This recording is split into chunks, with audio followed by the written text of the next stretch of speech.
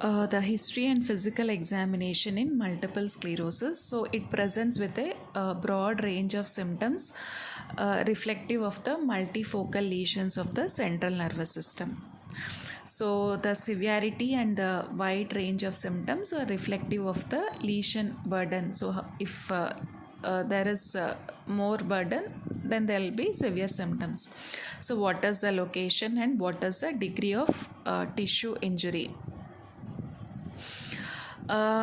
So whatever there is MRI evidence, symptoms might not be reflective of the MRI evidence because of active plaques given repair mechanisms and the neural plasticity involved in the tissue injury. So the symptoms might not be reflective of MRI evidence of active plaques because there are several repair mechanisms and the neural plasticity involved in the tissue injury. So what are the typical clinical manifestations noted on history in multiple sclerosis? So what are the typical clinical manifestations? So what are seen in vision symptoms? Vision loss, okay, either monocular or homonymous vision loss will be there, double vision will be there, and symptoms relating to optic neuritis will be there. So there will be a vision loss, double vision, and symptoms relating to optic neuritis. Apart from that vision, there also will be vestibular symptoms like vertigo and gait imbalance.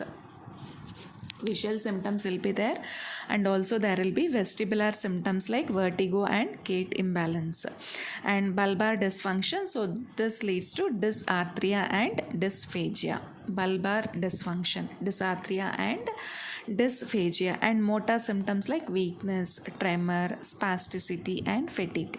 So these are the motor symptoms. So motor symptoms include weakness, tremor, spasticity, and fatigue. And sensory will be, there will be loss of sensation, there will be paresthesias, and there will be dysesthesias. So sensory symptoms include there will be a loss of sensation, paresthesias, and dysesthesias, and urinary and bowel symptoms are also present. There will be incontinence will be there, retention will be there, urgency, constipation, diarrhea, and reflux. So all these are urinary and bowel symptoms. And then we also have this cognitive symptoms. So in cognitive symptoms, we have this memory impairment, impairment of the executive functions, and there will be a trouble concentrating. So the cognitive symptoms in multiple sclerosis include, there will be a memory impairment, impairment of the executive functions, trouble concentrating, and there will be psychiatric symptoms like depression and anxiety. And the relapsing remitting course of multiple sclerosis, it is observed in most of the patients. So there will be the exacerbation, and there will be a relapse of the neurological symptoms, and sometimes between the episodes patient will be stable. So the following features generally characterize the relapsing course of multiple sclerosis. So there will be new lesions, or there will be new symptoms, or there will be recurrent neurological symptoms. So the symptoms are developing over days and weeks, and they'll be lasting 24 to 48 hours. And so the symptoms generally resolve, but sometimes there will be a residual symptoms because of the exacerbation. And after 10 to 15 years, what will happen is there will be a long-term disability. And the neurological manifestations, there will be heterogeneous in severity and the degree of recovery. That is, every time it won't be the same. So there will be the heterogeneous in severity and degree of recovery.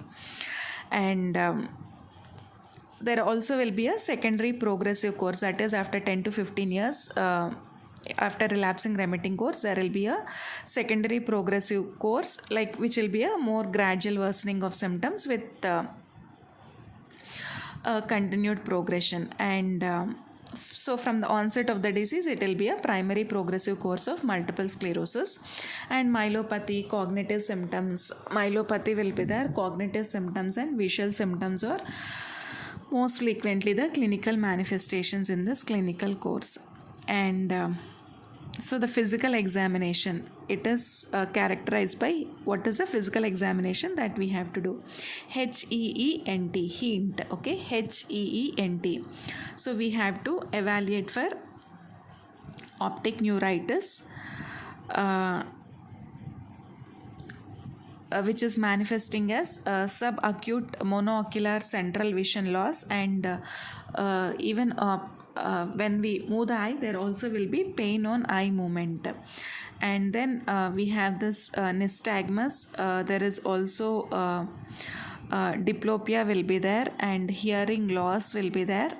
Nystagmus, diplopia, hearing loss, and even there will be facial pain, and there will be difficulty with adducting in lateral gaze, okay, suggesting a internuclear ophthalmoplegia. So what is the difficulty?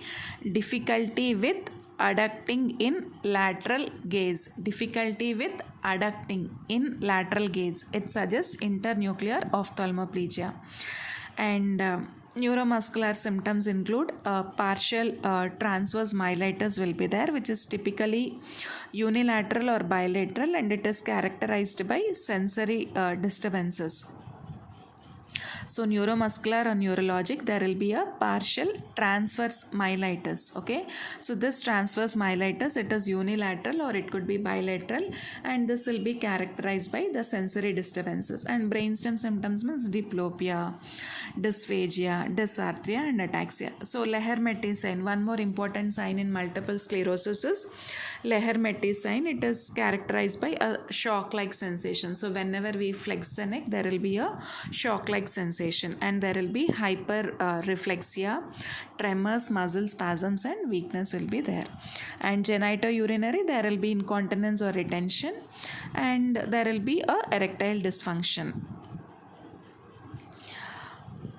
So evaluation. So how do we evaluate for this multiple sclerosis? No single test as such exists for the diagnosis. So what we have to do is we have to take a history physical examination, and then we have to do a MRI and evoked potential. And to exclude the other causes, we can do a CSF and blood studies. And exclude the other causes of the patient symptoms. So how to make a diagnosis clinically? 2 or more relapses, okay. So 2 or more relapses means, so there should be objective clinical evidence of 2 or more lesions, or objective clinical evidence of 1 lesion with reliable historical evidence of a prior relapse. So how to make the diagnosis of multiple sclerosis? Evidence of 2 or more relapses can be made with evidence. There should be evidence of 2 or more relapses, and this is possible through how? Objective clinical evidence of 2 or more lesions. There will be clinical evidence of 2 or more lesions, or clinical evidence of 1 lesion, clinical evidence of 2 or more lesions. If there is only 1 clinical evidence of 1 lesion, there should be a reliable historical evidence of a prior relapse.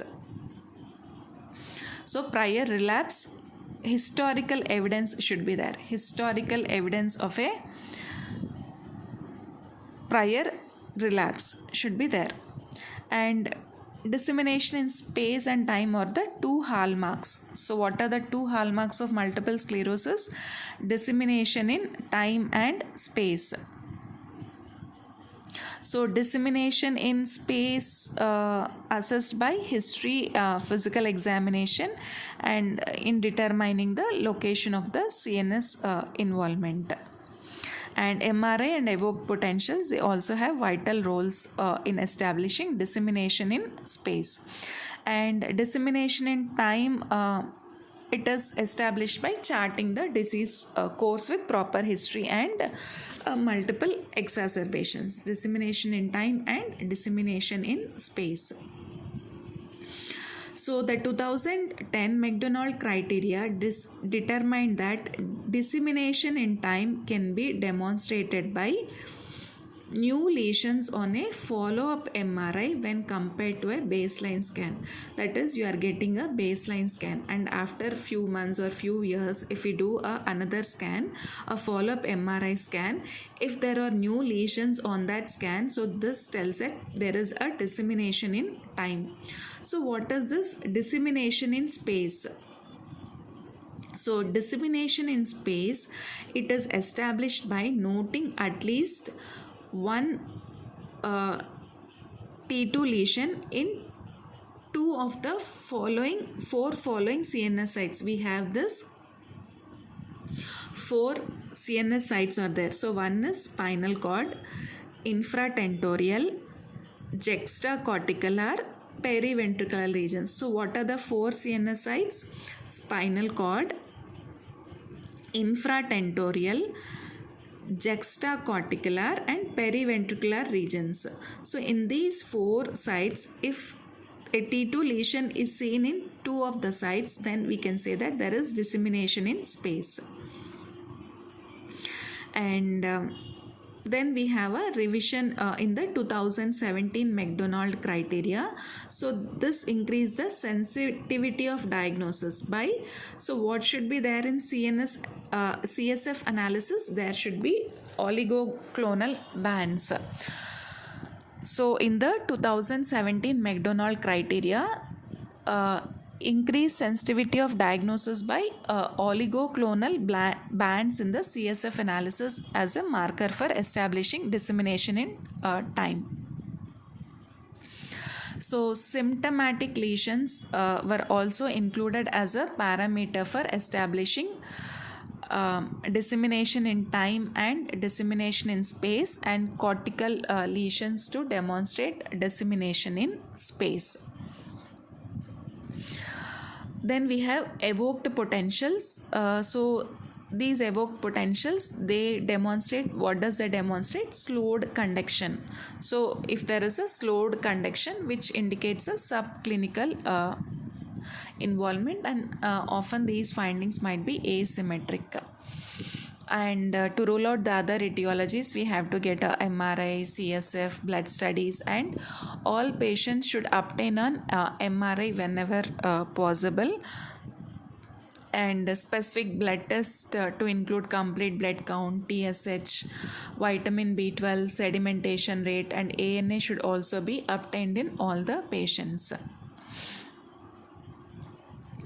And the chief, how does the multiple sclerosis lesions on MRI look like? So the lesions in T2 images are hyper intense images. So on T2 scan, how are the images? These are hyper intense images, whereas in T1 scan, these will be iso intense to hypo intense. So in the T2 scan, these are hyper intense lesions. In the T1 scan, iso intense to hypo intense lesions, and the lesions are classically oval, or they can be patchy, oval or patchy lesions. And the lesions should have a high predilection for periventricular white matter. So they should have a high predilection for periventricular white matter, and the lesions should be perpendicular to the ependymal surface. So the lesions should be perpendicular to the ependymal surface, so Dawson's fingers. So with active lesions, there will be a gadolinium enhancement. It is noted as classically diffuse, or it could be a rim enhancement. So the gadolinium enhancement with active lesions, it is diffuse or rim enhancement, and there will be thinning of the corpus callosum, and there will be a parenchymal atrophy. So what happens to corpus callosum? Thinning of the corpus callosum, and there will be atrophy of the brain parenchyma.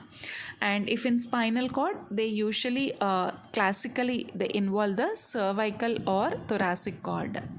So the cord Lesions, they classically involve the cervical or thoracic cord. And what are the classical abnormal CSF findings? So when we do a CSF analysis in multiple sclerosis, we should get a elevated protein, elevated myelin basic protein, myelin basic protein. Leukocytes are occasionally seen. Typically those will be a mononuclear cells, and increased total IgG. Okay, immunoglobulin G, total IgG is increased free kappa light chains.